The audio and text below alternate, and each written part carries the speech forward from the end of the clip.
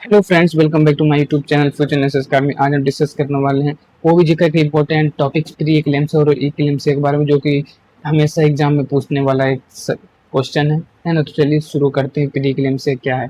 तो प्रेगनेंसी के 24 वीक्स के बाद होने वाला एक मल्टीपल डिसऑर्डर है ना, जिसमें माँ को मुख्य रूप से हाइपरटेंशन और प्रोटीनूरिया के लक्षण दिखाई देते हैं, उसे प्री इक्लेम्सिया कहते हैं। यानी प्रेगनेंसी के 20 वीक्स के बाद एक मल्टीपल डिसऑर्डर देखने को मिलता है प्रेगनेंसी में, जो कि माँ में क्या क्या लक्षण देखने को मिलते हैं। तो हाइपरटेंशन और यूरिक मूत्र में प्रोटीन की मात्रा देखने को मिलती है, जिसे हम क्या बोलते हैं, प्री इक्लेम्सिया बोलते हैं। इसके कार्डिनल साइन क्या क्या है?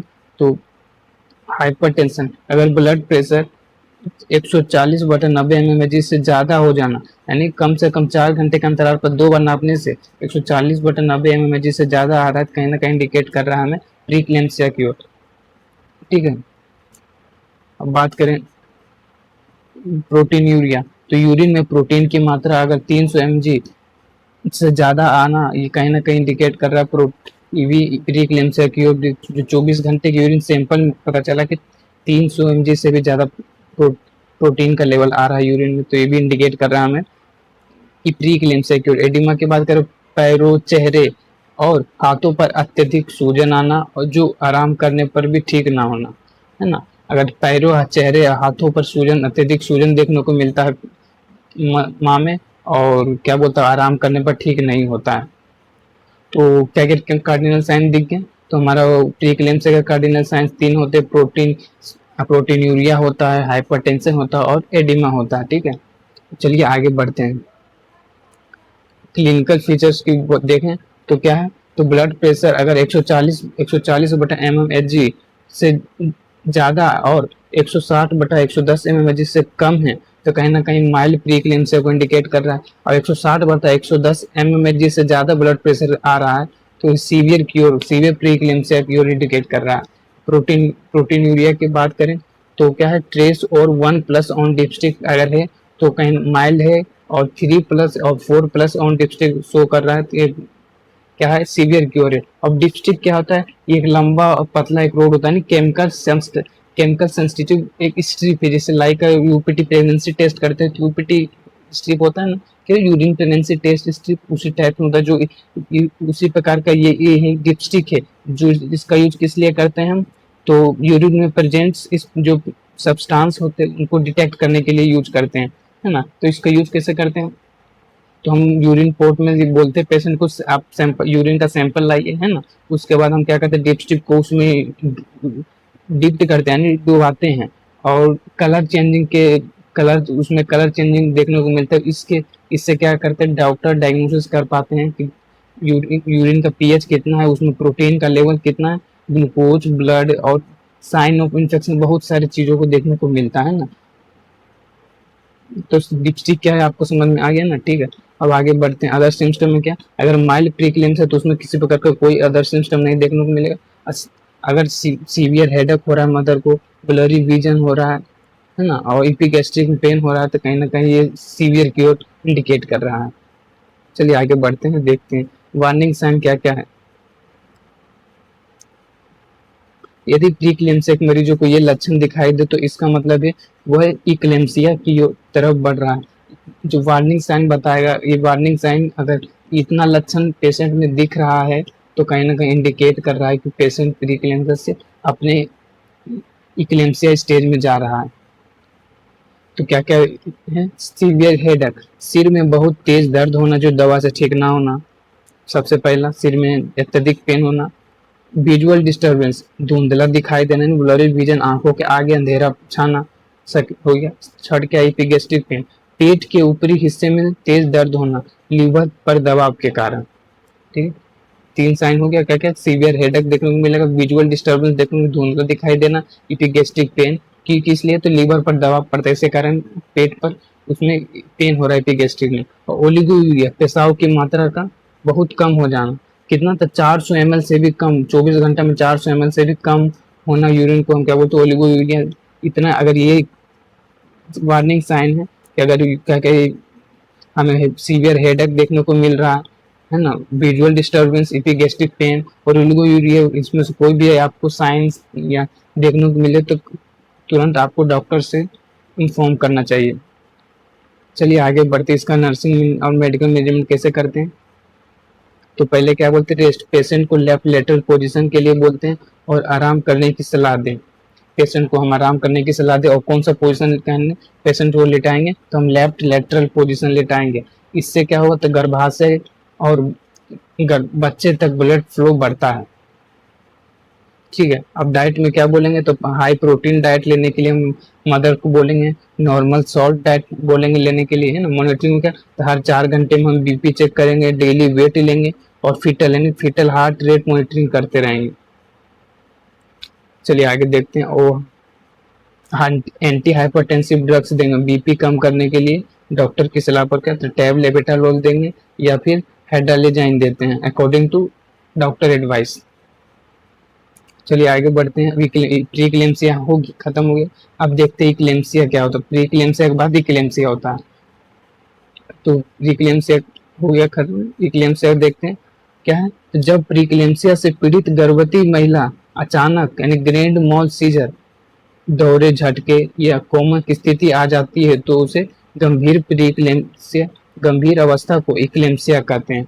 क्या होता है, तो प्रीक्लेम्सिया क्या क्या उसमें क्या क्या साइन देखने को मिला था पेशेंट में, तो हाइपरटेंशन देखने को मिला था, प्रोटीनूरिया देखने को मिला था, और क्या हाइपरटेंशन हो गया, प्रोटीनूरिया देखने को मिला था और एडिमा देखने को मिला था। और साथ में क्या वो उसका सीवियर हेडेक देखने को मिल रहा था, ब्लड विजन देखने को मिल रहा था, एपिगैस्ट्रिक पेन देखने को मिल रहा था। और प्लस में अगर कन्वर्जन आ जाए तो ये कहाँ इंडिकेट करें, इक्लेम्सिया की ओर। पेशेंट का जो प्री इक्लेम्सिया बहुत आगे बढ़ गया, इक्लेम्सिया सीवियर हो गया है ना, इक्लेम्सिया की ओर चला गया ये। यस, चलिए देखते हैं इसमें क्या होता है। ये सडन होता है, एक इमरजेंसी कंडीशन होता है जो कि कोमा तक, पेशेंट को कोमा में तक भी ले जा सकता है। ठीक है, तो चलिए आगे बढ़ते हैं। इसके स्टेजेस ऑफ कन्वल्सन्स क्या है, दौरे पकड़ने के चरण क्या क्या है। एक 4 स्टेजेस होते हैं। कौन कौन सा स्टेज होता है, सबसे पहले होता है प्रीमोनिटरी स्टेज होता है जो कि 10 से 30 सेकंड का होता है। इसमें क्या होता है, मरीज की आंखें एक तरफ घूम जाती है जो या स्थिर हो जाती है, जैसा कि आप देख सकते हैं इमेज में, है ना। फिर क्या होता है, चेहरे और हाथों की मांसपेशियां फड़कने लगती है और मांसपेशियों में कॉन्ट्रैक्शन बढ़ जाता है, चेहरे और हाथों में अपना अपने आप ना वो कॉन्ट्रैक्शन बढ़ जाता है उसमें। जब हम फिर टॉनिक स्टेज में देखें तो क्या क्या, ये 20 से 30 सेकंड का होता है टॉनिक स्टेज। ये पूरी बॉडी को रिजिड आ जाती है, पूरी बॉडी उसकी अकड़ जाती है पेशेंट की, और हाथ पैर सीधे और कड़े हो जाते हैं, हाथ पैर कड़े हो जाते हैं और पीठ मुड़ जाती है, सांस कुछ देर के लिए रुक जाती है, यानी साइनोसिस हो सकता है। ठीक है, अब थर्ड स्टेज में जाएंगे तो क्लोनिक स्टेज, जो कि कितना 1 से 4 मिनट का होता है क्लोनिक स्टेज। पूरे शरीर में तेज झटके यानी कन्वर्जन आने लगते हैं, जैसा कि आप देख रहे हैं, है ना। पूरे शरीर में कन्वर्जन जर्किंग आने लग गया और मुंह से फोर्थ यानी झाग निकलने लगता है, जैसा कि देख सकते हैं। जीभ फटने, टंग बाइट का खतरा सबसे ज्यादा इसी स्टेज में होता है। इसके लिए टंग बाइट का खतरा होता है, इसके लिए हम क्या लगाते हैं, तो ये एक आता है, ये टंग के लिए बचाव के लिए आता है। आगे देखते हो क्या है। देन क्या है, कोमा स्टेज। दौरे खत्म होने के बाद मरीज गहरी नींद या बेहोशी की हालत में चला जाता है। जैसे ही थर्ड स्टेज यानी कोमा खत्म, जैसे ही दौरा खत्म होता है थर्ड स्टेज, तो फोर्थ स्टेज क्या होता है, तो कोमा स्टेज। वो गहरी नींद में चला जाता है, बेहोशी की हालत में चला जाता है। ये कुछ मिनटों से लेकर कुछ घंटों तक रह सकता है। ठीक है, अब इसका मैनेजमेंट कैसे किया जाता है इक्लेम्सिया का, तो देखते हैं। इक्लेम्सिया एक मेडिकल इमरजेंसी है, नो डाउट, है ना, वो तो है। इसमें माँ और बच्चे दोनों की जान का खतरा होता है। तो पहला क्या है, तो इमरजेंसी एक्शन ड्यूरिंग कन्वल्जन। अगर कन्वल्जन के दौरान इमरजेंसी एक्शन क्या क्या करना चाहिए, तो क्या क्या करेंगे, तो हम एयरवे मेंटेन करेंगे, तुरंत एयरवे क्लीन करें। जीभ को कटने से बचाने के लिए क्या लगाते हैं, तो माउथ गैग या फिर पैडेड टंग डिप्रेसर लगाते हैं। देखिए माउथ गैग लगाया हुआ है ताकि टंग बाइट से बचा जा सके। और दौरा शुरू होने से पहले या शुरुआती स्टेज में ये सब किया जाता है। क्लियर एयर भी होना चाहिए और टंग बाइट, एक माउथ गैग लगाना चाहिए to prevent to tongue bite. Okay, then क्या करते हैं, सेफ्टी फर्स्ट। मरीज को बेड से गिरने से बचाने के लिए साइड रेल ऊपर उठा क्या होता है, पेशेंट जब कन्वर्जन आता है तो हो सकता है पेशेंट साइड से गिर सकता है, तो इसलिए क्या करते हैं हम, साइड जो रेल्स होता है उसको हम उठा दें, उसे जबरदस्ती पकड़ कर रोकने की कोशिश ना करें। पेशेंट को इस यानी डोंट रिस्ट्रेन यानी पेशेंट को बांधना नहीं, उससे जबरदस्ती कुछ नहीं करना, ठीक है, बस आप उसको साइड रेल्स को उठा दीजिए, ठीक है। चलिए पोजीशन की बात करें तो मरीज को लेफ्ट लेटरल पोजीशन में सुलाएं ताकि लार या झार फेफड़ों में ना जाए, एस्पिरेशन से बचा जा सके। जब इस ऐसा दिक्कत आए तो पेशेंट को लेफ्ट लेटरल पोजीशन दें, जब भी सीजर्स वाले पेशेंट होते हैं उसको हमको लेफ्ट लेटरल, ताकि मुंह से झाग लंग्स में नहीं जाए, एस्पिरेशन ना हो, नहीं तो अगर लंग्स में चला जाएगा तो पेशेंट और ज़्यादा इमरजेंसी कंडीशन हो जाएगा, तो इसमें पेशेंट की जान भी जा सकती है, ठीक है। ऑक्सीजन की बात करें तो 8 से 10 लीटर पर मिनट की दर से ऑक्सीजन इनहेलेशन शुरू करें। 8 से 10 लीटर पर मिनट हमें ऑक्सीजन शुरू कर देना चाहिए। सक्शन की बात करें तो मुंह नाक के सिक्रीशन को साफ करने के लिए सक्शनिंग करें। मुंह और नाक को सिक्रीशन जो निकल रहे हैं उससे सक के द्वारा उसको बाहर करना चाहिए, ठीक है। चलिए आगे बढ़ते हैं। अब ड्रग ऑफ चॉइस क्या है, जो कि हमेशा एग्जाम में, कंपटीशन एग्जाम में भी एक बहुत अच्छा सवाल पूछता है ड्रग ऑफ चॉइस के बारे में। प्री इक्लेम्सिया में कौन सा ड्रग ऑफ चॉइस होता है, तो देखते हैं। इक्लेम्सिया में दौरों को रोकने के लिए क्या देते हैं, तो मैग्नीशियम सल्फेट MgSO4 का उपयोग किया जाता है। ये पॉइंट हमेशा याद रखिएगा, क्या कौन सा, मैग्नीशियम सल्फेट दिया जाता है MgSO4, बहुत ही इंपॉर्टेंट है ड्रग ऑफ इक्लेम्सिया में। कौन सा ड्रग, मैग्नीशियम सल्फेट दिया जाता है, ठीक है। और रिजिमेंट क्या है, इसके लिए प्रीचार्ज रिजिमेंट का इस्तेमाल किया जाता है। लोडिंग डोज कितना, जब एक इक्लेम्सिया पेशेंट आता है तो उसको हम 4 ग्राम IV देते हैं और 10 ग्राम IM देते हैं। जब भी मैग्नीशियम सल्फेट देना होता है तो 4 ग्राम IV देते हैं, 10 ग्राम IM देते हैं। ये रिजिमेंट इन प्रीचार्ज रिजिमेंट का इस्तेमाल किया जाता है। ये हमेशा एक, मैं भी जब क्लिनिकल ड्यूटी किया था तो मुझे ये चीज़ मुझे नहीं पता था, लेकिन मुझे डॉक्टर साहब मुझे बताए थे, एडवाइस किए थे कि 4 ग्राम IV दो और 10 ग्राम IM दो। चलिए आगे देखते हैं क्रिटिकल नोट क्या है। तो MgSO4 देने से पहले किन किन बातों को ध्यान रखना है। MgSO4 देने से पहले या देने के बाद नर्स को हमेशा 3 चीज़ों को चेक करते रहना चाहिए। क्या क्या, तो नी जर्क रिफ्लेक्स यह उपस्थित होना चाहिए, उसका जो नी होता है वो रिफ्लेक्स होना चाहिए, मुड़ते रहना चाहिए, है ना, वो टाइट नहीं रहना चाहिए, ठीक है।